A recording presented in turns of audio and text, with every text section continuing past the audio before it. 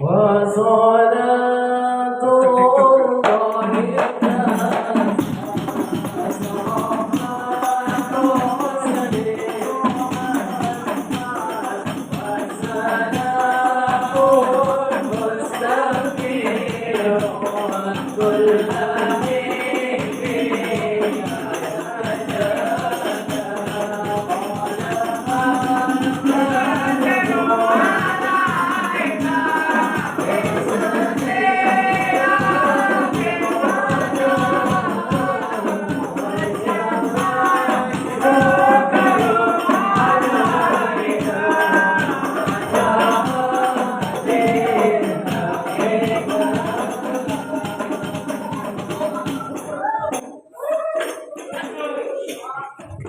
Bismillahirrahmanirrahim. Assalamualaikum warahmatullahi wabarakatuh.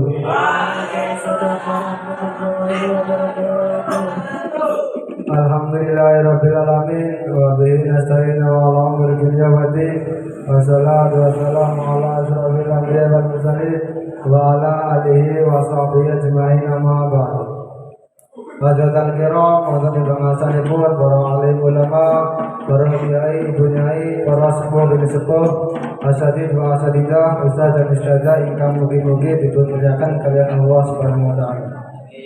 Wa bil usul jumatang panjenenganipun al-mukarram murabi rohina Romo Kiai Muhammad Kamarudin lan ibu nyai Yusuf Rapti ingkang mugi-mugi dipunparingi panjang umur, sehat walafiat, panjenengan jembaraken rezekinipun lan mugi-mugi tetap ing dalam lindunganipun Allah Subhanahu wa taala. Amin amin ya rabbal Amin.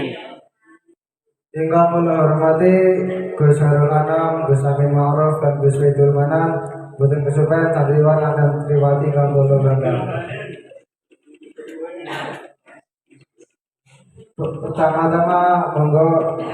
Pertama-tama marilah kita panjatkan puja dan puji syukur kita kehadirat Allah Subhanahu wa taala, Tuhan pemilik semesta alam yang senantiasa memberikan rahmat dan hidayahnya kepada hadirin semua. Iman yang karena kita diberi keimanan dan keislaman sehingga masih tetap berjalan di atas jalannya Allah Subhanahu wa taala, dan juga nikmat berupa kesehatan dan kesempatan sehingga kita masih dapat menangkapkan kaki ke tempat yang penuh mubarak ini. Salam serta salawat kita curahkan kepada junjungan kita Nabi Agung Muhammad, Nabi yang telah diutus oleh Allah Subhanahu wa taala untuk menunjukkan jalan yang benar, menegakkan janji-janji kebenaran serta menyampaikan rahmat Allah Subhanahu wa taala kepada kita sekalian. Hadirin yang dirahmati Allah, pada kesempatan yang sangat berbahagia ini saya ingin memberikan penjelasan ulang dalam bentuk ceramah mengenai keutamaan dan kewajiban menuntut ilmu bagi kaum muslimin dan muslimat.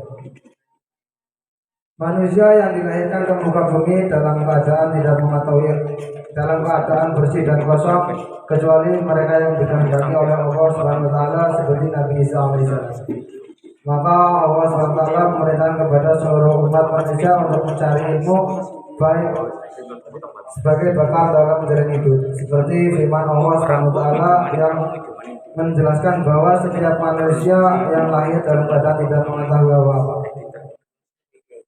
Sungguh manusia itu lahir dalam keadaan tidak tahu apa-apa. Kemudian Allah Subhanahu wa taala memberikan rahmat kepada manusia seperti pendengaran dan penglihatan untuk mendapatkan informasi mengenai suatu kejadian.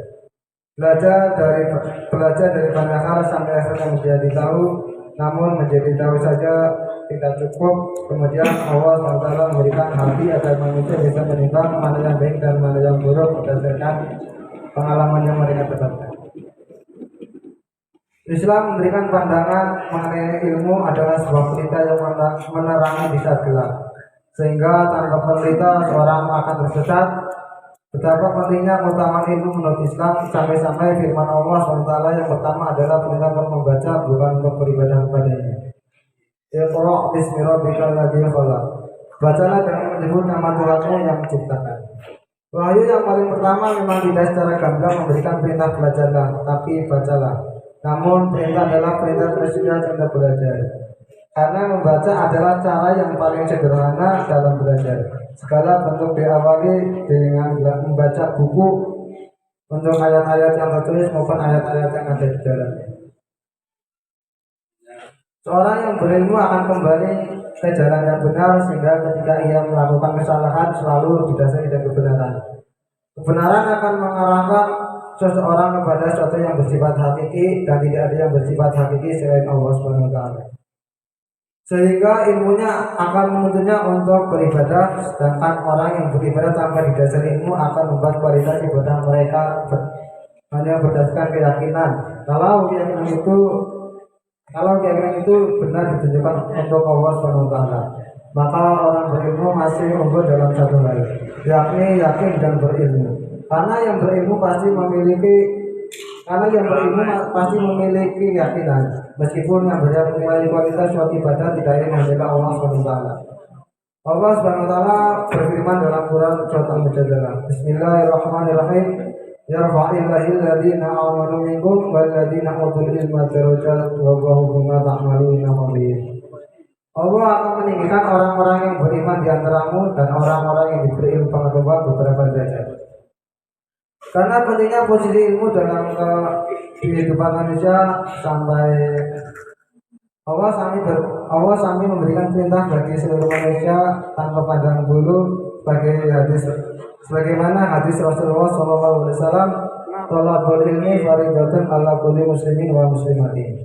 Mencari ilmu itu adalah kewajiban bagi setiap muslim laki-laki maupun muslim perempuan. Hadis riwayat Ibnu Abi. Dari hadis ini memberikan gambaran mengenai pentingnya menuntut ilmu bagi semua orang, tidak hanya kaum pria tapi juga wanita. Dan dari hadis ini pula memberikan gambaran bahwa Islam tidak mendiskriminasi wanita dalam menuntut ilmu, seperti banyak tudingan yang dilontarkan golongan tertentu. Menuntut ilmu hukumnya adalah fardu, segala sesuatu dilakukan harus dengan ilmu. Beribadah tanpa ilmu adalah sesat, bahkan seorang non-muslim bernama Einstein pun mengakui hal ini. Sedangkan ilmu tanpa agama adalah buta. Oleh karena kedua ini sangat baik jika dikembangkan bersama-sama. Ilmu yang dituntut tidak semata-mata hanya untuk beribadah, tapi juga untuk urusan dunia. Karena sebuah riwayat menjelaskan bahwa manusia dianjurkan untuk mengejar akhirat seolah-olah kamu akan hidup selamanya, dan kejarlah akhiratmu seolah-olah kamu akan kembali kepadanya besok. Sudah barang tentu untuk dapat bertahan dalam kehidupan harus disertai dengan ilmu. Karena tanpa ilmu seorang tidak akan memiliki nilai apa-apa. Menuntut ilmu seperti ilmu kedokteran, kesehatan, jual beli, hukum, ilmu alam, dan ilmu sosial juga merupakan kewajiban, meskipun sebagian ulama menggolongkan hukumnya adalah fardu kifayah. Namun dalam menuntut ilmu juga ada batasan, seperti menuntut ilmu yang menjadikan seorang menjadi syirik atau bahkan merusak diri sendiri seperti ilmu sihir. Ilmu santet dan ilmu kebal, ilmu yang membawa banyak mudarat bagi diri sendiri maupun bagi orang lain tentunya harus dihindari. Keutamaan perintah menuntut ilmu tidak semata-mata untuk beribadah, tapi juga untuk kebahagiaan manusia itu sendiri. Allah Subhanahu wa taala memberikan perintah yang ketika dilaksanakan akan lebih banyak manfaat bagi manusia dibandingkan meninggalkannya. Dalam sebuah riwayat, seorang sahabat memberi penjelasan kepada seorang muslim lainnya perihal cara mendapatkan kebahagiaan di dunia melalui ilmu.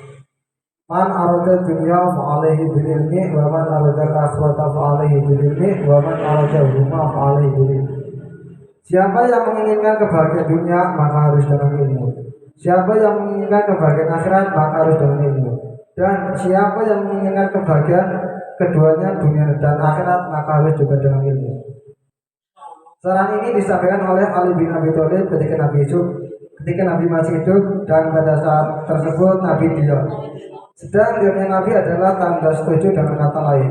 Diamnya Nabi kala itu memberikan pembenaran atas perkataan dari Ali.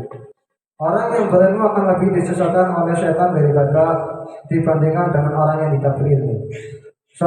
Seorang yang alim lebih sulit digoda oleh setan daripada 1000 ahli ibadah dan tidak berilmu. Hadirin yang sama-sama dirahmati oleh Allah SWT. Amin. Tentu saja banyak manfaat dari seorang yang menuntut ilmu, tidak cukup waktu hanya untuk membahas keutamaan dari ilmu. Seperti salah satu contohnya keutamaan ilmu dimasukkan ke dalam amal jariah yang tidak terputus pahalanya bagi yang menyebarkannya. Meskipun orang itu telah meninggal, oleh karena itu marilah berbanyak menuntut ilmu, baik ilmu dunia maupun ilmu akhirat, dan janganlah pelit membagikan ilmu tersebut, karena sesungguhnya itu adalah amalan jariah yang tidak terputus pahalanya. Saya mohon maaf apabila penyampaian saya ini tidak mudah di kalian semuanya. Karena saya juga masih belajar, marilah sarang-sarang kita belajar.